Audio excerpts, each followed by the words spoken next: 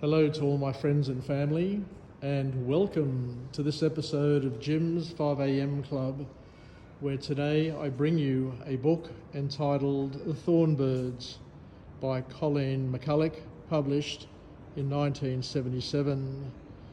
This book is one of those rare novels that seeps into your soul quietly, but leaves and echoes long after the last page. What we'll do is we'll step through it and see what we can take, what we can learn, and what we can incorporate into our lives. This is a novel that dares to ache where love, ambition, and faith collide, and teaches us that not all sacrifices are noble and not all love comes as free. Reading The Thorn feels like being swept into a world both impossibly far away and intimately familiar and close by.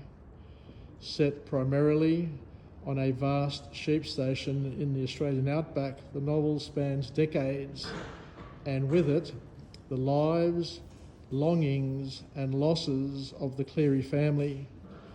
But at its heart, it is Maggie's story. A girl born into dust and drought, whose love for Father Ralph is as enduring as it is doomed. This isn't a romance novel, not in the traditional sense. It's a novel about desire, the kind that bends but never breaks, that scars but never stops burning, about how the choices we make, especially when they're made for love, can liberate us or destroy us, or most hauntingly do both at once. McCullough writes with fierce elegance. Her prose is as unrelenting as the outback heat and just as capable of sudden beauty. What strikes one most throughout isn't the settings or even the central forgiven love.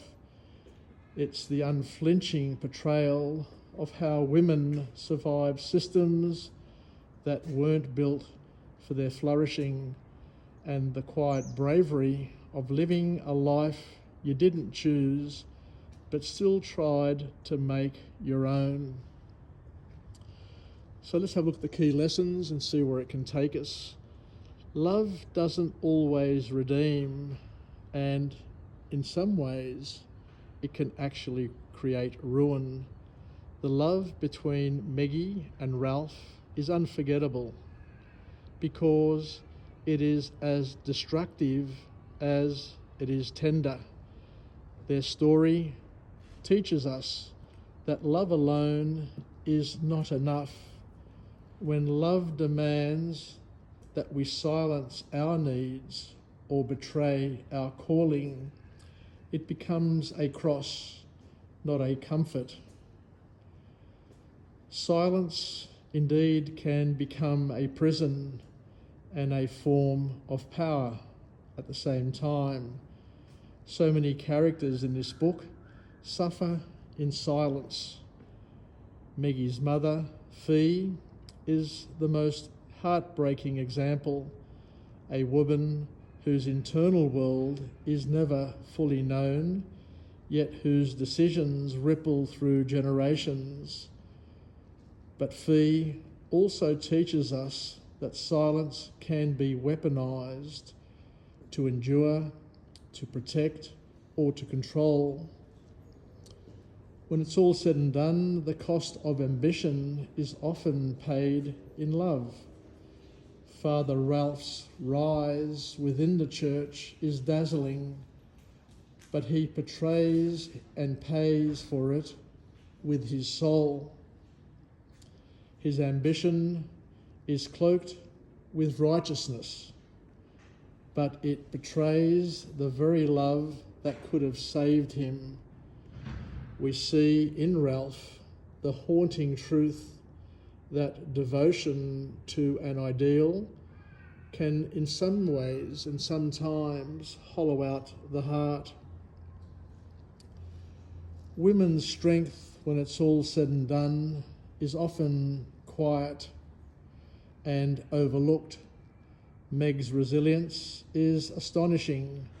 She's not a heroine in the conventional sense, and she is not always likeable, but she endures through drought, through loveless marriages, and through loss.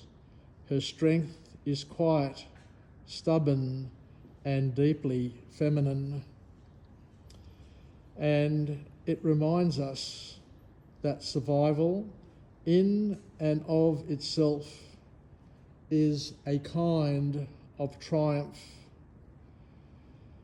When it's all said and done, we inherit both wounds and will from those who came before us. Generational trauma pulses through the Cleary family, from Fee's emotional detachment to Maggie's doomed love to the fate of her children. This book makes one reflect on our own family. What patterns have we in ourselves inherited from those who came before us, and express what pain and what, if anything, can we break and release ourselves from? When it's all said and done, passion denied doesn't disappear, it just distorts. Father Ralph's lifelong refusal to confront his love for Maggie twists him into something brittle. The church, his calling, becomes both refuge and prison. This lesson is a visceral one, that when we deny what our soul truly wants, it doesn't go away. It simply finds a more painful way to live inside of us. Not every sacrifice, when said and done, is noble. Some are cowardice dressed in robes. We once believed that sacrificing for a cause or calling is always holy. But this book helps shatter that. Ralph's sacrifice isn't noble, it's self-protective. His priesthood becomes an excuse not to face his humanity, and it makes us re-examine the stories that we often tell ourselves about duty and selflessness. The landscape shapes the people. Harsh lands create harsh loves. The Australian outback is almost a character in itself. Its heat, its isolation, its unforgiving nature. It mirrors the emotional lives of most of the characters in the book, and it teaches us that where we live leaves its mark on how we love and how we live. Sometimes in dry places we learn to clutch too tightly or grow thorns.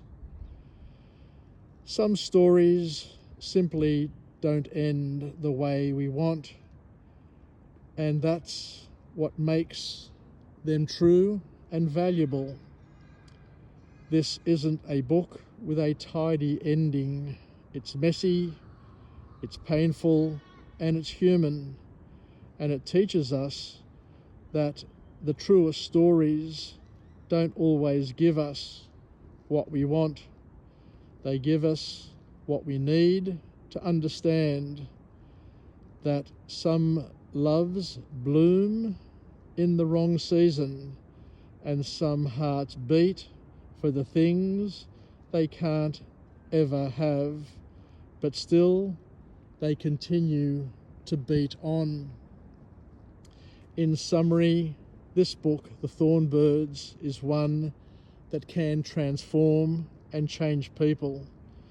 It can hurt you, it can heal you, and it can make you ask questions that you weren't or aren't ready to ask about sacrifice, about women's agency, about the lies we tell ourselves in the name of love, or God, or family.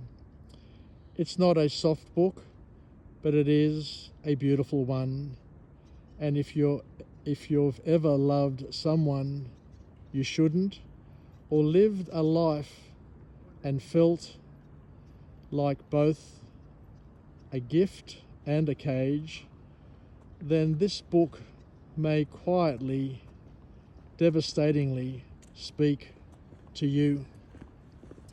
Thank you everybody for joining me on this episode of Jim's 5am Club, and we'll chat again soon. Bye for now.